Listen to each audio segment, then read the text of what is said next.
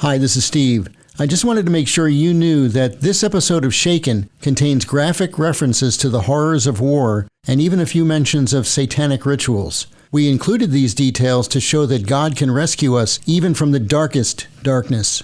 The story is powerful, but this episode is not for kids, and listener discretion is advised. Purposely. Your life, God's purpose. Listen at purposely.com. Welcome to the Shaken Podcast. I'm Steve Sunshine. Your confidence, your mood, your perspective, even your faith may be shaken because of something that's happened in your life. Jesus told us we'd have trouble in this world, so we're shaken but not surprised. He also said, "Take heart, I have overcome the world." In this podcast, you'll hear honest conversations with people who have or are going through life-altering hard times and have found that God was with them in the midst of it all.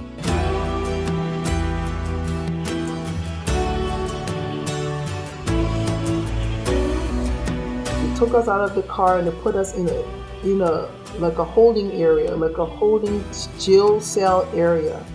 And then we just stood there on the wall, and my dad told us to just say the 23rd sound. Ade Adeleke was a teenager living in Liberia when civil war broke out and everything changed. This is the harrowing story of how God led her and her family out of war to safety and a new life in the U.S. When the war started in 1989, my sister and I were just sitting just on the porch, getting ready to start college. I was 17 and a half. I was looking forward to going to the university, and we kept hearing these rumors of war. And we heard thunder, but there was no lightning. And we kept hearing thunder and thunder and thunder, and we heard there was a war in Liberia. There's a war starting up in Liberia, but Liberia is on the equator. We're used to thunder. We have two seasons, rainy season and dry season. But so we kept looking forward looking towards the rain, but it wasn't rain. It was grenades. So my sister and I went to the university that morning, and I had a dream. And I told her that we're going to walk for a long time. That's what I told her. And every time she'll be like, when are we going to walk? When are we going to walk? Did she think that there was something to the dream when you told her, or did she just go, oh, that's just a dream? Well, she knew. Growing up with my dad, the first experience I had of dreams was at the age of 13. And I told my dad about this dream, and it was so vivid. And after I told him about this dream, 2 weeks later, what I told him happened. And from 13 years old till now, I still had dreams. But we moved up from where the university was, and we went to the capital city, Monrovia, and went to our house. We stayed there for a couple of months, and we could hear on BBC that there was a civil war in Liberia. But hey, it's like you hear there's a civil war in the United States, but the civil war is like starting in New York or California. So it wasn't affecting us at the time. All of a sudden, we had a curfew, and the government, this indigenous leader, Samuel Doe, imposed a curfew. So we'll go in at 6 o'clock and we'll stay in all the way to 6 o'clock and not get out. So we're doing that for several months. And then all of a sudden, that thunder we heard also turned into thunder, sounds of thunder, and the lights in the night was the lightning. So the gunshots and the grenades and everything going on. So we're hiding on the beds, hiding on the mattresses, and every night it was the same thing, and we're afraid at night. So we're going to bed. My brother at that time was, I think, 11 or 12, and we would hide on the mattresses. And in the morning when we got up, it's just quiet. If you go down the street, there are bodies on the street. And there's no sound, there's no water, there's no electricity. What did that do to you emotionally? I don't know if I was anxious or I was scared. I was in a state of confusion at that time. Okay. I was in a state of confusion because I was wondering, is the world not seeing what's going on? you have these child soldiers coming in that were led by these warring factions, and this child soldiers is coming into the yard, and he's shooting up his AK-47, and my dog, I had a German Shepherd at that time, was in the backyard. He hit because the noise was so loud. And then I was making dough, like bread that morning. So when I heard the shot and my mom was in the room, my mom was like, let's get out, because they were shooting. And these are like 10-year-olds, 11-year-olds, 13-year-olds. So they're shooting and we're running outside. So I grabbed, and I thought about the scarcity of food. So I grabbed the dough and I ran outside with the dough and my flip-flops. We all had flip-flops, and we're running, my one hand up and the other hand had the dough. And we started this walk. And as we're walking, then we see the crowd of thousands and thousands of people just lined up, just walking. And we're just walking, and we don't know where we're going. We're just walking. And as we're walking over dead bodies that have been slaughtered, bodies that's been beheaded, people that have been killed, people that have been killed for days, people that are smelling. So we're going. But one thing I can tell you, during that time as we're walking and going, the Lord protected our eyes from seeing people that were beheaded, people that was like just shot straight in sight, because other friends of mine had to go through that, where they saw people being beheaded, where they saw people being shot in the head, where they saw people being raped. So we're going through and we're walking for days, and we get to a stop and we're thirsty, and because we're walking through the forest and we're walking in this group of people going nowhere with no sense of direction, we get to a water and a river, but my mom's like, you can't drink this river and water because there are dead bodies. So I'm like, I'm thirsty. I hadn't had anything to drink for I don't know how long. Yeah. What did you do? I couldn't drink, just the thought of that, So I'm thinking to myself, and my sister is there, and we're like, okay, I'm thirsty, I'm hungry, I'm weak. Yeah. There are no stores, they're all looted. So as we continue to walk, so my sister tells me, your dream did come true. So this guy came up and he said, I know how to go through the forest. I know the path to get us through the other side. So my mom trusted him. We go through the night. We sleep in the forest in the night. I remember my mom, when sleeping in the forest, you were having these guys, these rebels with their guns, trying to recruit the little boys. So I was kind of nervous for my younger brother. So I remember my mom just grabbing this lady's baby and putting this baby in his hand, so that the rebels would not recruit him, so he would look like he's babysitting, but then you couldn't tell he's a boy or girl. Luckily, he was a cute little boy. So, luckily for him. So, the night passed, and then we get to this little town called Caldwell, and we asked this lady, is there any way we could sleep on her porch or whatever? And then after a conversation with her, she said we could use one of her rooms. And we're just happy for that, to have shelter. So we stayed there. And the blessing of that is, beside her house, there was an unfinished, huge 2-story building. And it had a well that was built. It was cemented. It was with spring water. Clean drinking spring water. Wow. And that's how I always refer to, Matthew 6:25, when the Bible says, when God says, do not worry over what you will wear or what you will eat. So during that time, he provided food for us, drinking water. When I say food, I mean we ate plants or whatever that was edible. We starved, but we did not die. We still found something to eat. He gave you what you needed to survive. Right. Yeah. During this time, while we fled and we're looking to see how we could get out of the country, my dad was separated from us when this happened. He had gone to look for food. Now, I remember I told you when I left, I had a dough in my hand. Yeah. While we were walking, my mom recognized a friend of hers that had a pot. And there was another lady that had a gallon of oil. So we made fire, and then I fried that dough. Because everybody's like wondering, what happened to the dough? Well, the dough continued to rise in my hand. And we fried the dough. But the sad thing, but also the helpful thing about that story was my mom fried the dough. I fried the dough. My mom took the dough that I fried and distributed the dough like donuts to the kids all around her and the people and the children around her.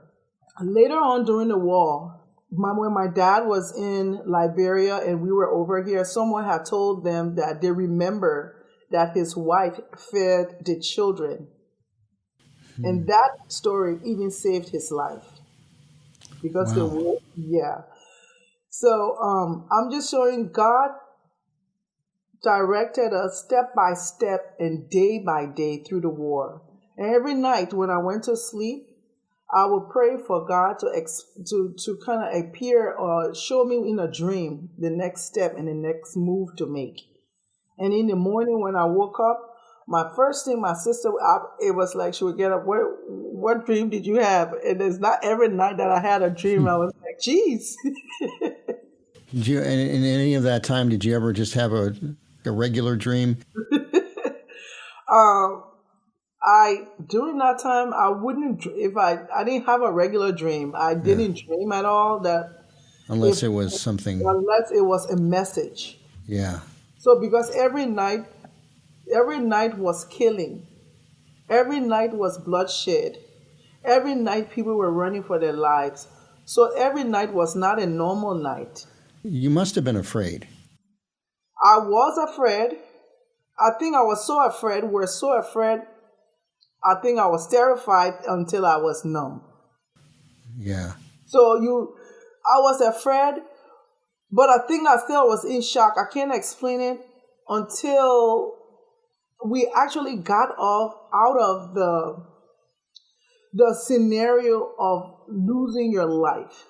So you have to imagine you have to hold your breath for a while, but you are holding your breath for a whole year. So that's the kind of feeling you have because you are always unstable. How does that change your perspective because, the reality is any of us could lose our lives any day. But because life is the way that it is, we don't think about it that much. In that situation, you're really faced with it. You're seeing it happen.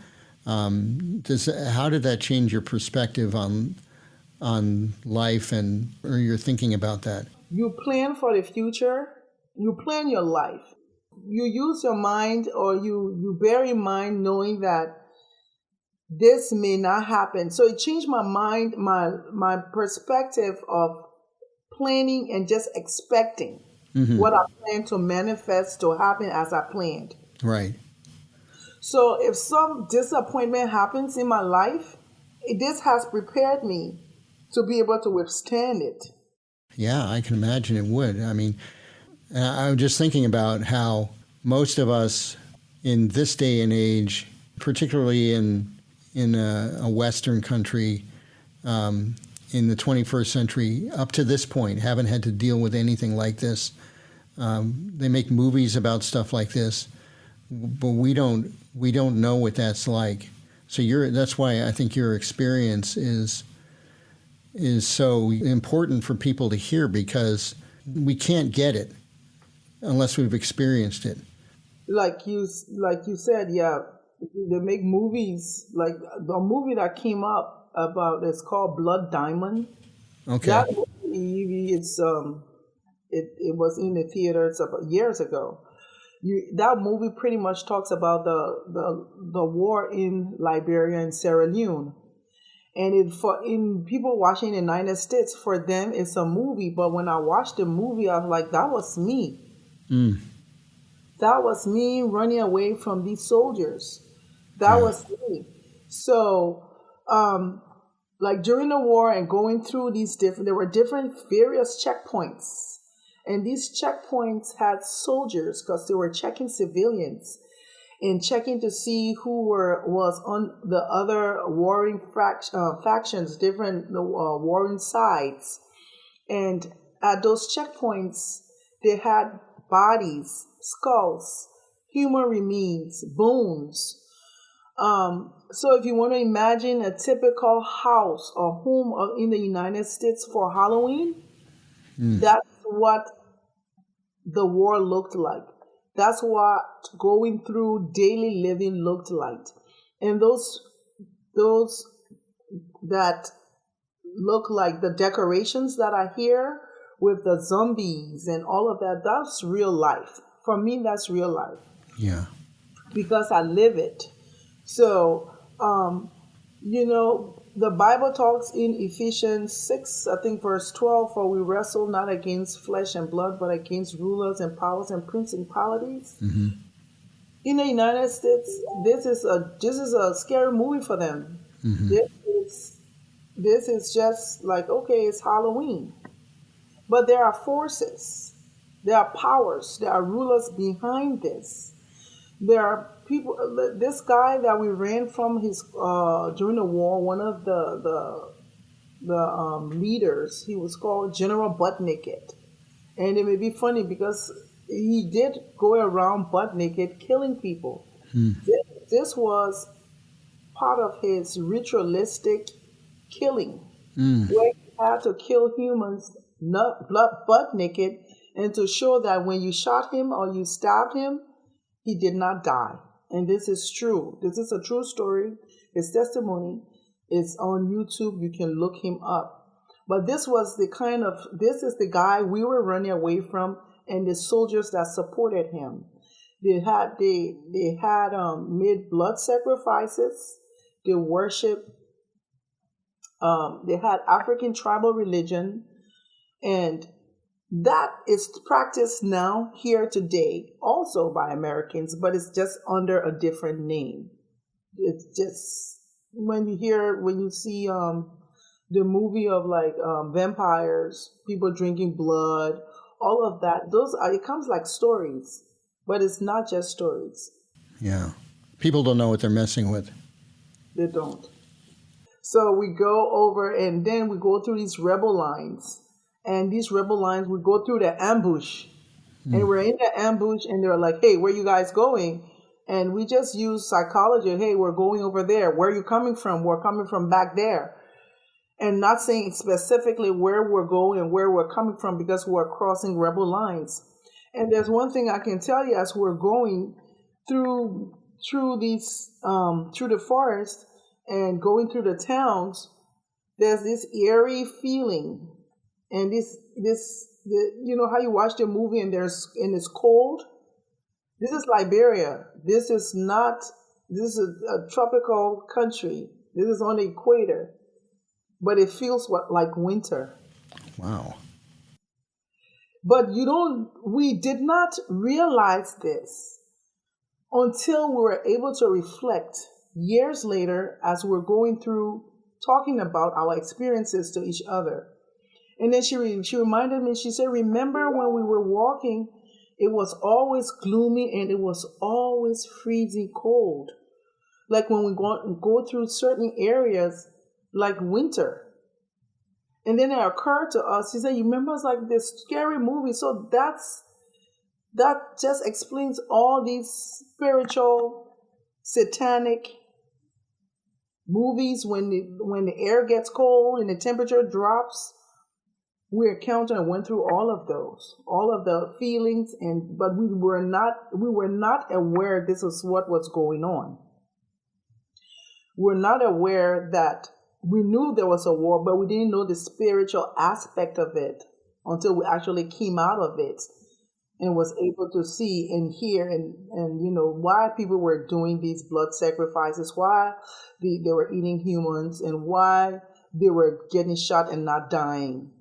But at the same time, I want the audience to also understand that in Psalm 91, when the Bible talks about, Jesus talks about that we're under the shadow of the wings, under his wings. And it's right here. I can even read it here. It's in Psalm 91. He who dwells in the secret place of the Most High shall abide under the shadow of the Almighty. We were under his shadow. And he's also said in verse 2, I will say of the Lord, he is my refuge and my fortress. My God, in him I will trust. Surely he shall deliver you from the snare of the fowler and from the perilous pestilence. And the last one I will read here is verse 4, when he said, he shall cover you with his feathers, and under his wings you shall take refuge, and his truth shall be your shield and your buckler. So many times we went through with those soldiers through those ambushes. The soldiers were there, they were talking, and they will not see us. We will see them, but they will not see us. I believe the Holy Spirit at that time made us invisible to those guys. They could not see us. And that's where you can see God's word just manifested in real life. It is where scriptures actually come to life, where we abide under his shadow, under his wings, where we are not seen. He protected us step by step through those checkpoints. After we found our dad, we're in a car crowded with so many people because cars and transportation was scarce. Yeah. So we're able to get a ride with one of these soldiers that happened to know my dad's brother. So we're going to his town, and then we stop at a checkpoint. We stop at a checkpoint. These guys are young. These guys are high. These guys are on drugs.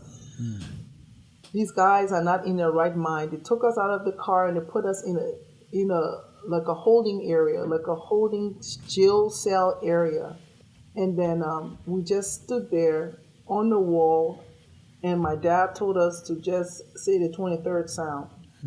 We said, the Lord is my shepherd, and at that time, I think I don't know how long we have been there, but it seemed to me as like eternity.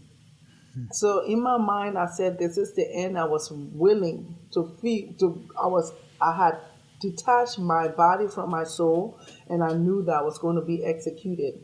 One of these guys had taken someone out, and we heard gunshots, so I knew somebody else had been killed. So I knew that the next person coming would be one of us, maybe my mom or my sister or my dad or me, and we would be executed as well. They told my dad and my brother to go into another car, and they took us and they said, hey, you go here. So they had you lined up against the wall and then had you go in different cars. Yes. After they had us lined up against the wall for a long time, these are hours. Then all of a sudden we decided, what are they going to do with us? Kill us or what? They're already killing people out there. Yeah. Hearing gunshots. So you're like, okay, and we're next.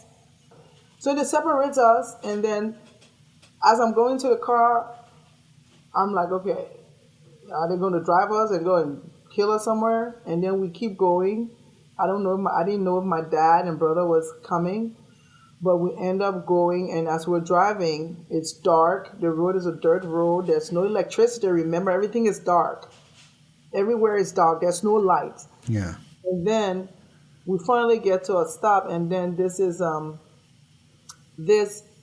the city where my brother is, and the car stops, and we recognize the area, and that's where we stop in Bung Mines. This town is called Bung Mines, so we stopped there.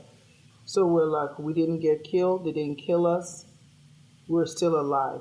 And so we're still under the protection of God, and we could still see his hand taking us through.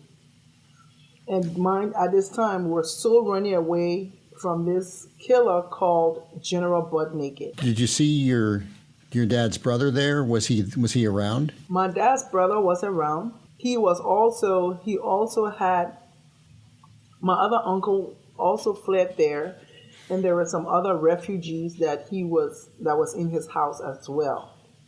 Mm-hmm.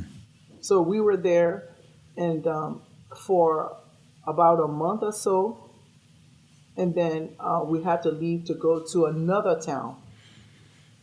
And our stay where my uncle lived had its own story of life and a struggle for survival. So every checkpoint we went to, we had a struggle. There was an episode or where we almost lost our lives. So we after that, my dad decided that we needed to go further towards Ivory Coast, Cote d'Ivoire. So the next city close to that, a town is called Banga, Bong County, where the university was, where we left from earlier. I remember while we're in there in Banga, on Cottington, my mom and I had to go look for food, and we get to this place where they had what you would call like a farmer's market. So they had like food out there and everything. So while we're going, because we had walked, and remember, I'm still wearing the same flip flops. Yeah. And I'm still wearing the same clothes. Okay. After we get to this town, right, to get to this farmer's market to get something to eat, I see this guy, this like kid driving, going, like a taxi-like car. I think it's a Toyota. And I'm tired. I'm told my mom, I'm like, I don't want to walk 4 or 5 hours to go get back to where we were, So I kind of waved him down, and he's like, sure, I'll give you guys a ride. And I said, okay, just drop us up at the gate. So we get in the car, and we sit in the car, and we're sitting, and I look down. My mom, we're sitting, and our feet on all these black balls. And my mom's like, what are these black balls? I was like, I think they're grenades. Oh. But I don't, I'm not a soldier. I'm not in the army, but I recognize these things because I've been in the war so long. I was like, okay, I don't know what kind of rifle that is, but I've seen the AK-47 so many times. So those are the ones in the front. And then these round things here, I think these are bombs. So I'm sitting there, I'm looking at my mom like, just sit. And we have a little food in our hands, and we're going.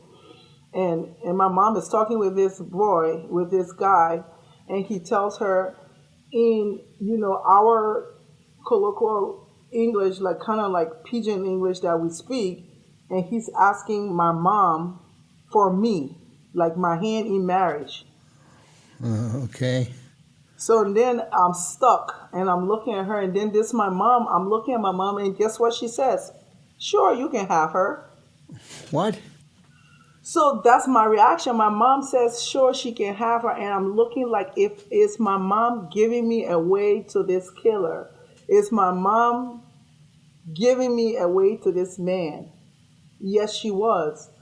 But the reason she's doing that, she cannot say no, because if she says no, he will kill us. Right. So the only thing she could say to save our lives then is to say yes. So after she says yes, so he says, okay, this is the plan I have.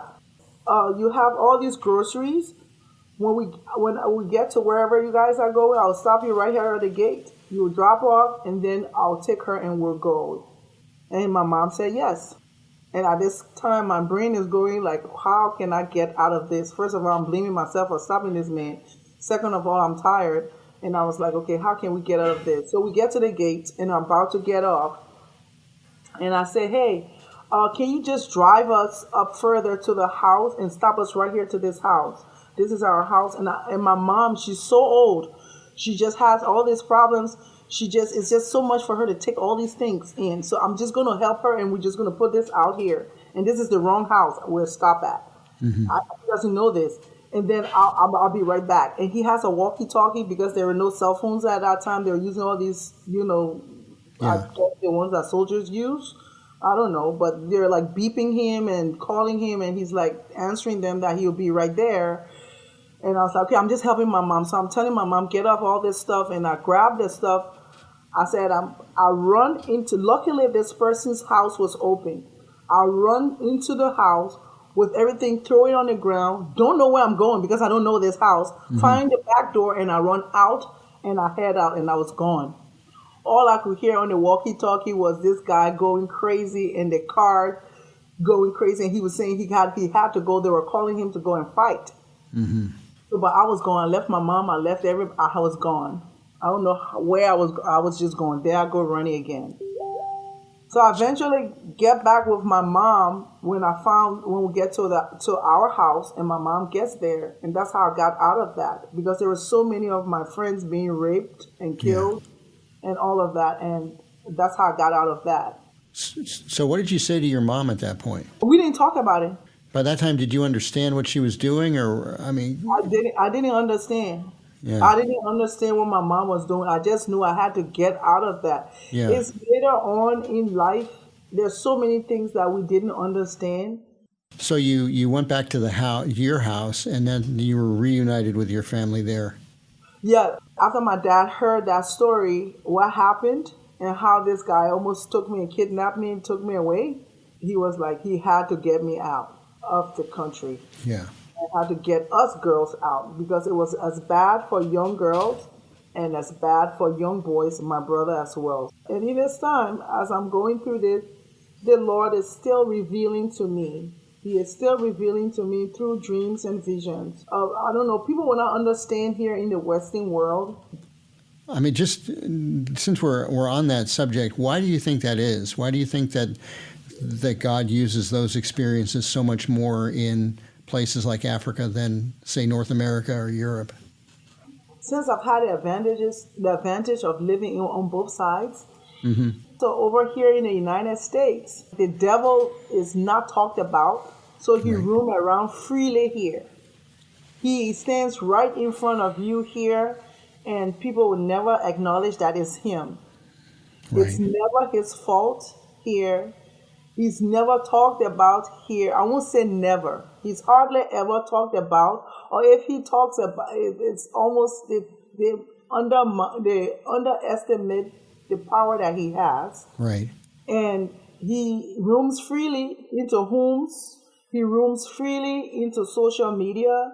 He roams freely into movies. He manifests himself in movies and in other things. People just take it for like a joke. There has to be a healthy balance. At the same time, you should have a healthy understanding on pretty much how the enemy works. Everything is not the enemy. Every illness is not the enemy. Everything is not the devil. Interesting. And then it also makes a lot of sense. But so we left the country. My dad contacted the Catholic bishop, which was his friend. And he said that I could get you out of the country through Ivory Coast. And when we get to the Ivory Coast, then you can contact your friend, because my dad went to seminary here at Virginia Seminary in Alexandria, and we can move on from there. Okay. So yeah, so he made some arrangements with the Catholic diocese, and then my dad and my sister and my brother, we all left with the Catholic bishop. But my dad at that time, he had to dress. He dressed with his robe. He didn't just wear like regular clothes, because at that time when they saw the priest or they saw a bishop in their robe, most of those soldiers were like, okay, just let them go. Yeah. So we just follow them. And before we left the country, the last thing was just leaving the country and getting there. The car stopped. This guy got out of his car. They told him to go in there into the bush, and they shot him. So I guess it was like I just couldn't wait to get out of this killing. And this Ivory Coast, Côte d'Ivoire, was colonized by France. They did not speak English, and if they could speak English, they refused to speak English. If you've come with any contact from someone from France or that speak French, even if they speak English, they will speak French to you. Did you guys speak French? No, we didn't know French. It's like someone here that studied Spanish in school. Okay. And you don't pay attention. So you knew a little bit, but not a little bit to get by, right? Yes. Okay. But that's about what I know. So, when you crossed the border from Liberia into Ivory Coast, was there a sense of relief, or was it so confusing and chaotic that it was still just as stressful? Good question. So we're in this hotel, and there's this clock in Du Plateau. And this clock will come on at the break of dawn, and it will play this beautiful music. And you will have all these Africans, French-speaking Africans, going about their daily business. And they have food galore. They have a beautiful city, a beautiful country, everything just fine. Life is just normal. And my sister and I were looking at each other like, okay, we can hear the echoes of war. We hear the echoes of kids crying. We hear the echoes of people, screaming, asking for help. We feel the airiness of the atmosphere. We feel the fear. And then we get to this country where there's peace, there's food, there's normal living, there's people going to school, there are universities open, there's high schools open. And we're like, what's going on? Because I believe that if we're suffering, then the whole world should be suffering. So I'm like, why is not the whole world suffering? And they're living a normal life. So when we got there, we had this sense of relief, number one, that I don't have to watch my back. I don't have to be afraid of stray bullets coming to blow my head off. I don't have to worry about being kidnapped. I don't have to worry about being raped. I don't have to be worried about my siblings being slaughtered in front of me. I don't have to worry about none of that. Right now, these people are peaceful. How long were you in Côte d'Ivoire? About 3-4 months, I think. We got denied several times trying to get visa to come to the United States. So my dad had just said that we'll stay in Côte d'Ivoire and he would try to see how we can go to school there. He left us and went back to Liberia because he left my mom in Liberia. And he made arrangements with a couple of his friends here. I always tell this story when I got to New York. First, when I got on the airplane to New York, I was so happy to hear English because I was sick and tired of speaking French. So I was like, okay, English, I'll take English with a different accent. Who cares? So we were just happy to like, oh, welcome to New York, blah, blah, blah. And here we go with our flip-flops and the same clothes we wore for a whole year. My goodness. I'm glad you're here. As you look back on all of this, what does it say to you about God's character? That he's faithful. His character is unchanging, and that when he says that he would be with you even till the ends of the earth, he means it. That his words remains the same, that he never changes, that he is the same yesterday, today, and forever. That he completes what he says, that he said he will do concerning your life. That also his word is true when he says in John chapter 16, that he says, in this world you will have trials and tribulation, but be of good cheer. That you will have trials. You will have tribulations. He also talked about in James that you should count it all joy when you face various trials, because it will lead to patience. Your faith will lead to you having patience. So that if we just have patience and understand that he loves us, that nothing can really separate us from him, that if we rely on what he says and have a relationship with us, because he is dying. He when I say dying, I mean that he wants to have a relationship with us. He wants to know us. He wants to be there with us. He just does not want to be a God that you will call upon when you need something. He doesn't just want to be a God when you have anxiety and fears. He wants to walk with you. He wants to be your friend. He wants to be your Prince of Peace, like he called himself. He says, I am. If you're a widow, he wants to be there for you. If you don't have a friend, he is your friend. If you need a counselor, he is your counselor. He will guide you. He will protect you. He is the Prince of Peace. He is everything.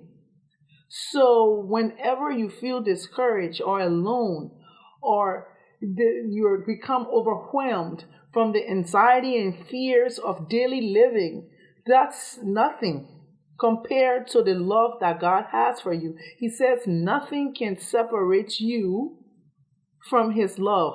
Nothing. Nothing created, nothing that is going to be created, nothing that was created can separate. Nothing. No height, no depth, nothing can separate you from the love of God. That he knows you, he cares about you, he is here for you. He will never leave you, he has your hands. So we have to be faithful, and we have to hold on to him. And even if we leave his hand, his grace is sufficient for us. He is there for us. Even if the guilt that, oh, I'm not perfect, you will never be perfect. Even if you fall, his love covers all. If you walk in the Spirit of God, and he is there for you. He's never going to forsake you. He will never leave you. He will never abandon you. So all through this, even as a kid, my journey just told me that before I was even created in my mother's womb, he knew me. He had a plan for me. Even if the enemy tried to deter me or turn me away from the plan of God, he always restores the time. He redeems the time. He always turns what the enemy meant to harm me and break me down. He turns it towards my good. If we walk in the Spirit of God, and that is within Jesus Christ, he is faithful. And we cannot do it alone. We have to hold on to him. So that's what this journey has taught me, and it's still teaching me till this day. Well, I think that your testimony is powerful because of what you've been through, and that's the truth that you pull from it. I mean, and it is true. And for those of us who go through lesser struggles, we can look to your story and say, if God can get a day through that, he can get me through whatever this thing that I'm facing right now is, because most likely it's less traumatizing and less dangerous and less terrifying than what you've been through. So I really appreciate your story. Thank you. How do you react to troubles in the world as they continue to happen in the Middle East, in Ukraine? How do you react to that as someone who's now in the U.S. and kind of on the other side of that? Just knowing that other parts of the world are going through exactly what I went through, I can see myself sometimes being Americanized, where I want to turn my head, or sometimes I turn my ear because it's easier for me to do so. Mm-hmm. I've caught myself doing that sometimes. And then I also hear that, oh, you went through something like that. You went through the same thing. Mm-hmm. Would you like for someone to turn their ear towards you? Yeah. So I could easily say, well, Americans, they just turn their ears off, they don't pay attention to this stuff and people are suffering. But hey, I've been through this, so you guys need to go ahead and pay attention to what's going on in this country. No. The lifestyle that we have here in the United States is one that it's easily to become self-reliant. It's easy to become dependent on yourself. It's easy because everything is so programmed, everything is so planned. And even if you don't have the money to grab those things, if you just to pay for things, if you just live and pay your bills and do stuff on time, you can get things on credit. You can be able to survive and live a comfortable life where everything you think is dependent on you. You get a sense of self-reliance, and it's easy to turn an ear to what is going on outside there because of the culture. The culture that we live in. It's easy. So you have to be, my advice is you have to be intentional. You have to be intentional to open your ears to other people, that is, other folks outside the United States, rather than just you. You know, so we have to, as a society and as a people. I totally agree with that. And Ade, thank you so much for taking this time to share your story with us. Thank you. And we're, like I said before, really glad you're here. Thank you. Thanks. Thank you for listening to Shaken. If you know someone who's asking questions like, why did God allow this to happen? Is God angry at me? What do I make of my suffering? Would you please share Shaken with them? You can help more people find Shaken by liking and subscribing and reviewing this podcast. You can find more episodes at purposely.com or wherever you get podcasts.